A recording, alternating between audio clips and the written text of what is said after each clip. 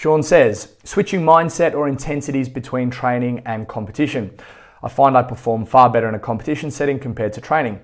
What are some methods to get a similar effect in training when we're doing individualized programming, as often we don't have the same session programmed as another person? All right, firstly, Sean, it's a good thing that you are competing better than you're training.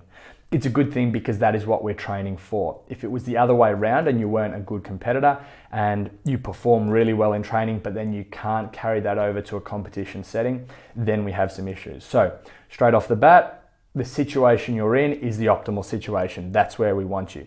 It means that your training is working. So it means that whatever we're doing in a training setting is carrying over effectively into a competition setting. So of course, it's a lot better than the alternative. That being said, there is definitely the need to have a different gear between training and competition. So the fact that you find that you can lift your game in competition, again, is a good thing because it's unrealistic to be able to train at a super high intensity while doing super high volume or high volume for the long term. It's simply not going to work. So having those two gears, maybe training in fifth gear, competing in sixth gear is very effective. Let's talk about three main reasons why maybe you do compete better than you train. The first thing is you're more tapered. So you're a lot more rested, you're prepared, and we have peaked and optimized your body to be able to perform well. The second reason that maybe you compete better than you train is because your training is very much weakness biased. It's biased towards things that you're not good at.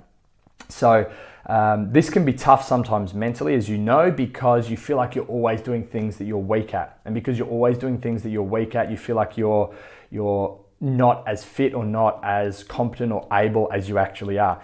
When you then go into more balanced programming, what is hopefully more balanced programming in a competition setting, suddenly your strengths come to the fore as well, and you're truly able to express the hard work that you've done. So again, it's some good feedback that the training you're doing is working, where we are helping to strengthen the weakest link in our chain, helping to build that weak spoke of the wheel. So as the wheel turns, and each spoke is a different component of your health or your fitness or your performance, as the wheel turns, if you get to those broken spokes, the cart collapses. If we work on those broken spokes through really good biased programming towards your weaknesses, then again, we train that weak link, and you'll be able to increase your performance in competition. The third reason that maybe you perform better in competition is simply that you're a good competitor. Some people have the skill of competition down pat, so they're able to perform at a much higher level. So you've asked me in the question, what are some methods to get a similar effect in training in individualized programming as you do in competition? So a couple of things here for you to consider. Firstly, we need to look at your arousal levels, how psyched up, how anxious, how calm, how relaxed you are. So if we think about arousal levels based on performance, we get this inverted U model. So if you picture an upside down U on a set of axes, basically what this tells us is that if you are under aroused, your performance will be low. If you're over aroused, your performance will be low. But there's an optimal level of arousal right there in the middle. There's a sweet spot. And this is what you've heard called maybe being in the zone, ideal performance state, or even being in a flow state. It's where your levels of arousal are optimal for the task that you're completing. Now, of course, this is different for different people. Some people work better when they're relaxed, some better when they're more fired up. It's also different for different sort of events or tasks. So if you're going for a max deadlift, you need to be hyper aroused. So that inverted U model will move to the right, where a higher level of arousal is going to give you a higher performance. Some tasks you need to be much more calm for. So if you're doing fine motor skills, for example, or things that require a lot of concentration and a lot of mental resources, or maybe even longer events where you have to pace a lot more and bring yourself down rather than psych yourself up, you're going to find that this arousal curve is going to move to the left, where a lower level of arousal is going to give you optimal performance. So that's something to consider. Are your arousal levels optimal in training? Maybe you need to fire yourself up a little bit more to help to emulate some of those environmental constraints or factors that you see in a competition setting. Second method that you can use is try and create a competition stimulus in training. So this leads on from the arousal levels, but try and take elements of a competition setting. Maybe it's going head to head with someone else. Maybe it's you having to change your own plates as fast as possible. Maybe it's the music, the lack of music, maybe it's people watching you, maybe it's the clothes that you're wearing, which would be the same as what you would wear in competition. Try and take an element of competition, move it into your training setting. It can then allow you to take some of these qualities of a competition environment into your training. A technique that I have found in the past has worked well for me back when I was being competitive was always trying to visualize my opponent. So I always had someone in my mind that I was trying to chase. And when I was training, I always visualized them being 1 or 2 reps ahead of me.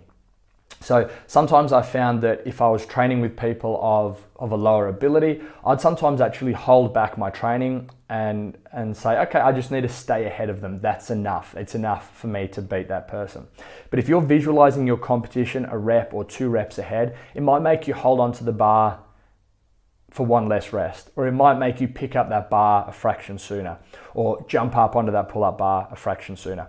So a good way to visualize someone who's just that tiny little bit better than you, someone who's a peer, who's your competition, and picture them. It can just keep you working hard even though you're not actually going head to head physically with them. You should occasionally be training with other people, of course. This is important as well. Make sure you're training with people who are better than you, people of the same sort of ability, and people who aren't of your ability. Because in a competition setting, the same thing will happen. Sometimes you'll be better than them, sometimes worse, sometimes about the same.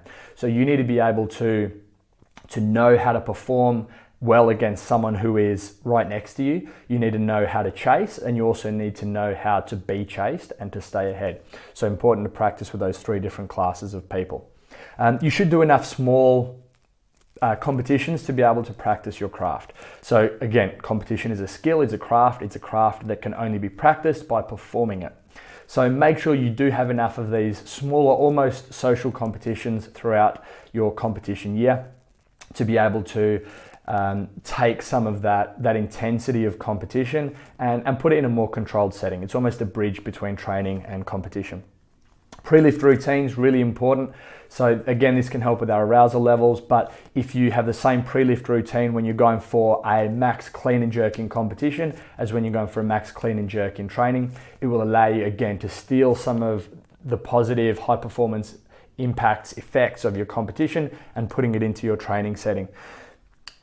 Make sure you're using a lot of visualization and mental rehearsal. Again, these are strategies that you would definitely use in a competition and probably inherently already do, but make sure you're taking training seriously enough that you use some of these techniques and strategies there as well.